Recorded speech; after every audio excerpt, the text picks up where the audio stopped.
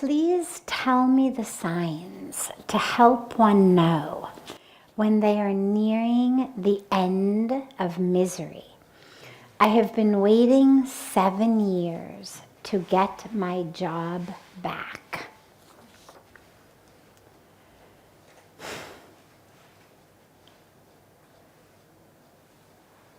There's no way to know.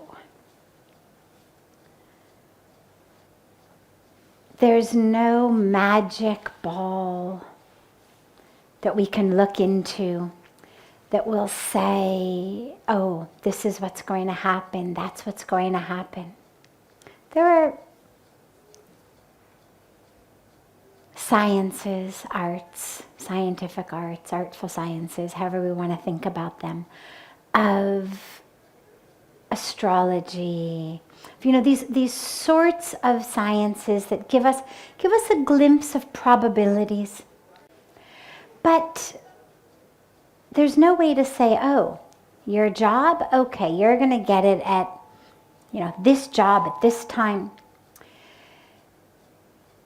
But interestingly, the question was a 2-sentence question, right? And so the second question was, I've been waiting 7 years to get my job back. The first question was, what are the signs to the end of misery? And interestingly, I'm not actually sure that one connects to the other. Meaning, for a lot of people, if you say to them, what's the most miserable thing in your life, they'll tell you, my job. And so there's certainly no universal rule that getting your job back is going to be the end of misery. I can't tell you how many people I talk to who say, my God, everything is great, but I hate my job, but I can't leave it because I've got to put food on the table or send my kids to school or whatever it may be. But that's the cause of misery. So when you actually think about what's the sign that you're nearing the end of misery, when you stop expecting things that are not in your power, that's the sign of the end of misery. Because as long as we are expecting things that are outside of our power, we'll always be miserable. If you're not miserable now, it means that whatever you expected has happened, and so you're good, you're up. But give it an hour, or a day, or a week, but it definitely won't take longer than that, when inevitably something you were expecting to happen didn't happen. And then you are down. And so the only way to know I'm nearing the end of misery is I'm no longer looking for my happiness in expecting things over which I have no control that are outside of me. The only thing we have any control over is ourselves. And so if for me, what I need not to be miserable, in the case of this question, is I need to have my job back, well, you might never stop being miserable. If that's your criterion, as long as I don't have my job back, I'm going to be miserable. Well, if your boss decides not to give you your job back, you're going to be miserable forever. But that's your choice. There's no universal rule that says thou must be miserable. You've made a decision that says I'm going to be miserable without this job. If you can make a different decision and say, instead of waiting and expecting something I have no control over, the whims of my boss, who knows who decides who gets hired, who gets fired, what the policies are, what the rules are? Does my job even exist anymore? If we can let go of the attachment to something that I have no control over, and bring it back to something I do have control over, which is my own reactions, then I can stop being miserable today. Because that's in my power. And so the question is, what is going to make me miserable? Things in my control or things out of my control? If it's out of my control, I will always be miserable. Today it's about the job. Tomorrow it'll be what my spouse did, my husband, my wife, my parents, my children. The weather. Rained on my picnic, I'm miserable. The stock market. I mean, these are the sources of misery generally. Stock market crashed, I'm miserable. I had plans outside, it rained, I'm miserable. Some important loved one in my life, a family member, a friend, did something that wasn't what I wanted. They hurt me, I'm miserable. All of these things are out of our control. And so there is no end to misery. This is why all of the scriptures tell us, you want an end to misery? Stop being attached to those things. This is what our scriptures tell us.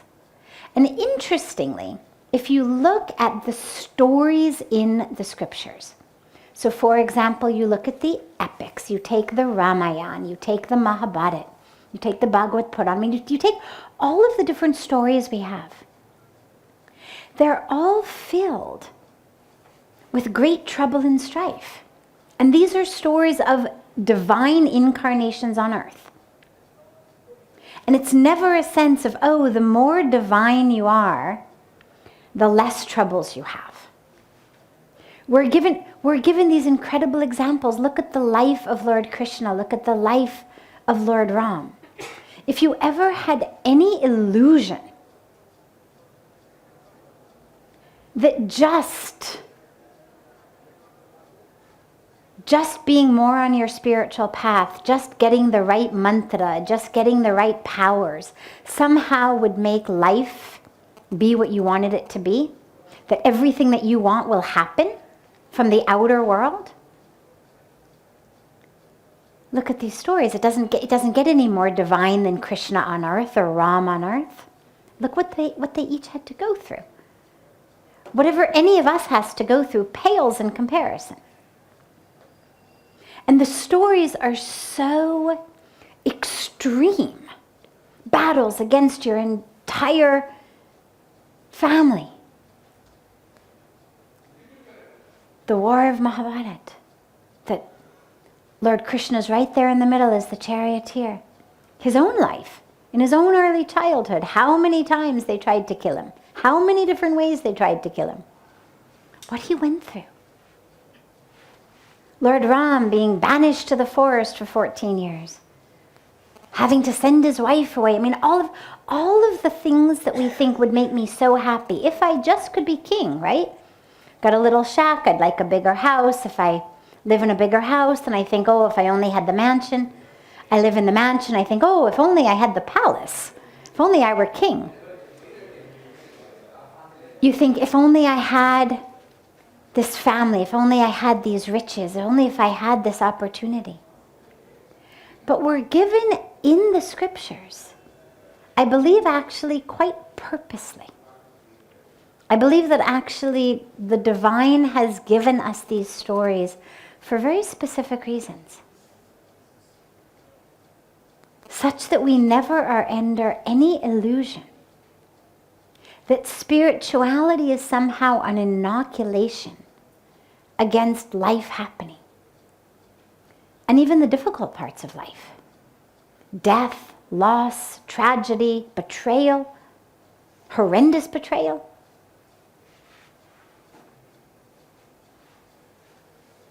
So on what level do we think that the same divine universe that deprives Lord Ram of his kingdom is really worried about whether I get my job back?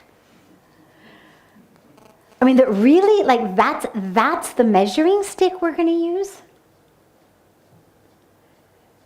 The same divine that deprives him of his wife and his children? I'm going to just know the right mantra or do the right puja and suddenly my job's going to come back? Clearly that's not the teaching. Clearly the teaching of these epics, of the troubles that they go through, and then the kathas that we're given, right? I mean, we're given not only the scriptures, but then we're given a culture that says, don't just read them. Spend 7 days, 9 days, a month here. Sri Murlidharji Maharaj is giving a month-long Sri Ram Katha. Why is it so important to listen to these? Well, in addition to the actual divine teachings and the mantras and that come out of their mouths, there's the teaching of just their lives. There's the implicit teaching that says, being divine, forget just being spiritual, but being divine, being God on earth, is not the way to avoid these troubles. In fact, I have created this on purpose to show you these are not the problems. The problem is inside you, in your mind, and in your own reactions. And that is what brings us the misery.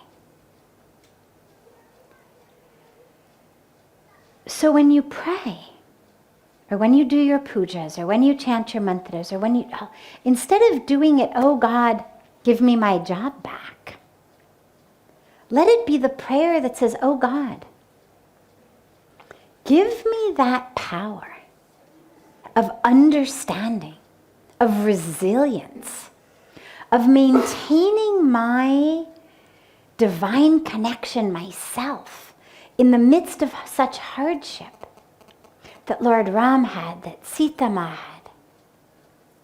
Give me that. That's the magic. Is not about, oh, fix all my problems, but give me the ability not to lose myself, not to react, not to allow something from outside to make me miserable. If you get your job back, wonderful.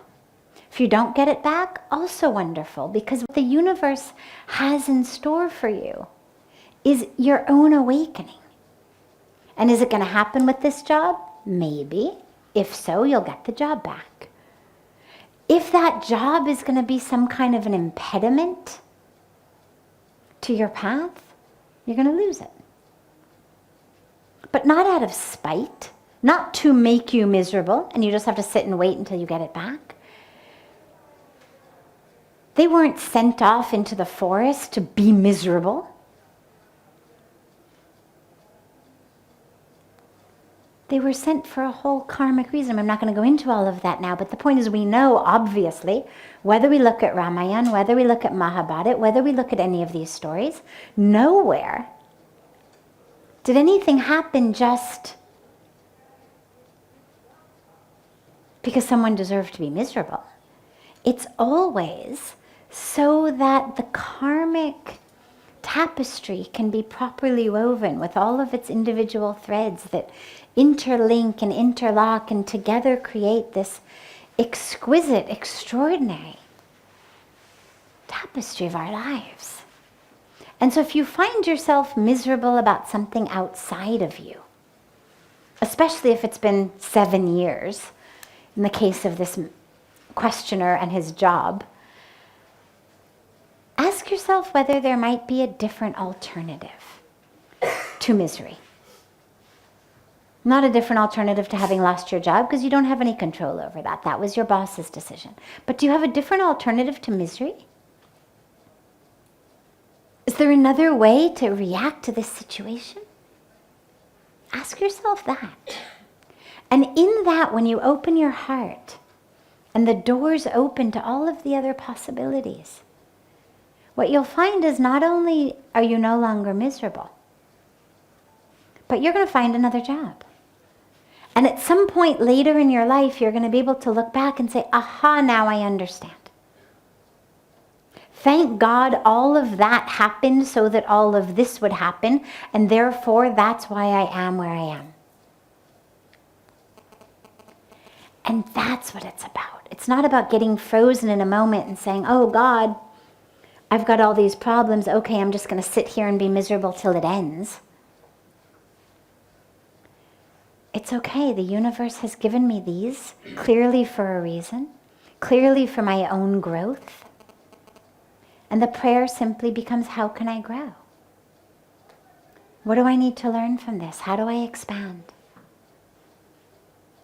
And that is the only way to know when your misery is going to end, is when you start to see things in that way.